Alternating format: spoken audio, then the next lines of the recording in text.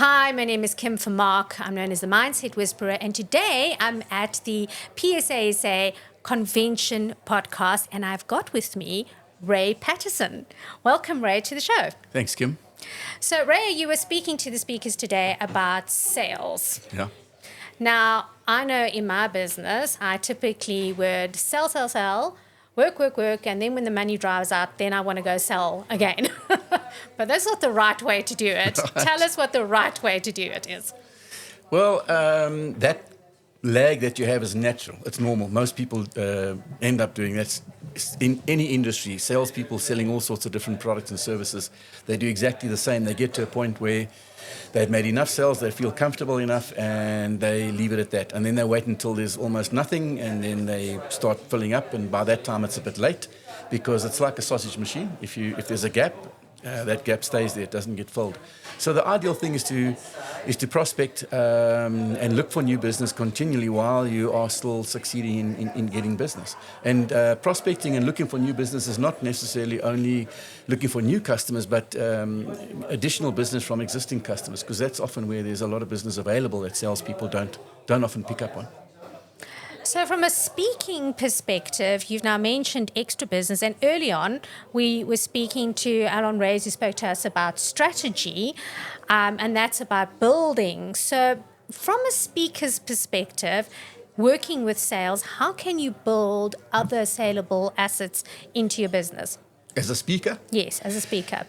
I think it should be the same process as in any business and anything that you're selling, and that is, first of all, identify a market or a gap that you can fill. So if you're speaking on a particular topic, is to look at other topics that are related and that you could then add in, because very often once a company has used a speaker or a trainer and they're happy with what the person has done or delivered, they do often ask if there's anything else. Have you got anything else? And so it's always good to add in a few, just not stick just to your topic, but start adding in a few extra things that you can offer customers. Because that's another way of that first question you asked about keeping the momentum going, is once you've done work with the customer, you can make a follow-up call 2 or 3 months later, finding out how things are going with them and the training that you presented previously, and then just mention the fact that you also do this, that, and whatever it might be, or it might be time for us to now have a discussion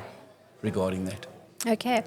And then I think that one of the things that you covered very beautifully is that when you are actually having your meeting with the customer, how do you actually have that discussion productively so that you walk out with a sale, that it's not just it was so nice to meet you and, let's have coffee sometime.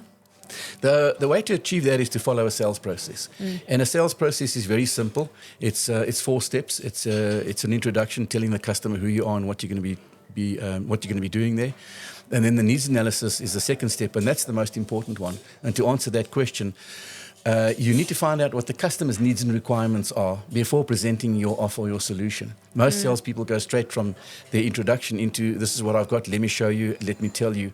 And you need to start the meeting off with, before I tell you, before I show you, and you've got to ask questions. So you need to find out what the customer's needs and requirements are, and then base your solution or your offer on that. So, and that is the essence of selling today, is not selling products, but selling solutions rather than selling products.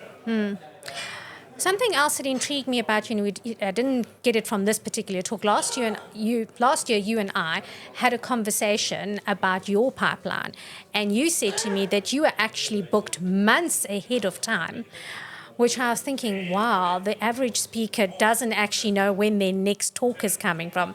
What is it that you do on a daily, weekly, and monthly basis to make that happen? My answer is probably not going to be the right answer for everyone else to follow, because I do very little. I honestly do very little. I do a lot of training. Yes.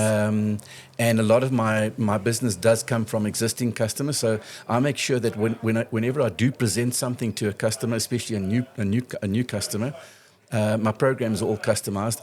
I make sure that what I'm presenting for them really works and they get benefit from it.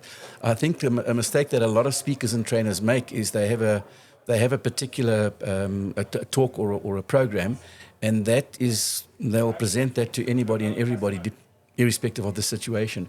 By making it, by personalizing it, the company that you're training for gets gets benefit. They really do get benefit. And when you get that happening, then you start getting requests for more business, backup. I get customers phoning me. I've got some customers that I've been working with for 9, 10 years already, going right back to when I first did sales training for them.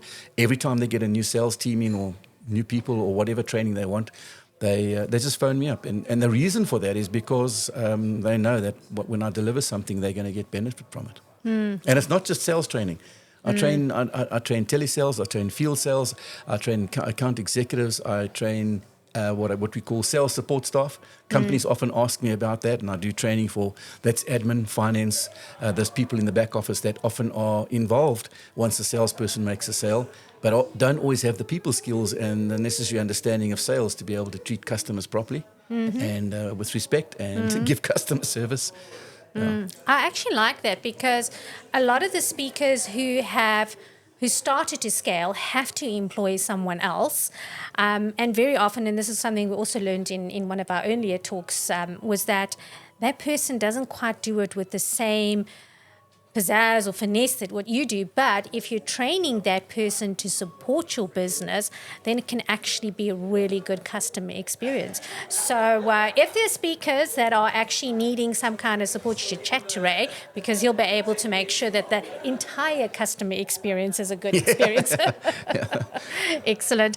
Well, Ray, thank you so much for joining us today, sharing your wisdom, and I'm going to speak to the group about having those correct conversations about their support team so they give a much better deliverable. Okay. Thanks, Enjoy Kim. the rest of your day. Yeah, thank you very much. You Bye too. for now. Right, cheerio.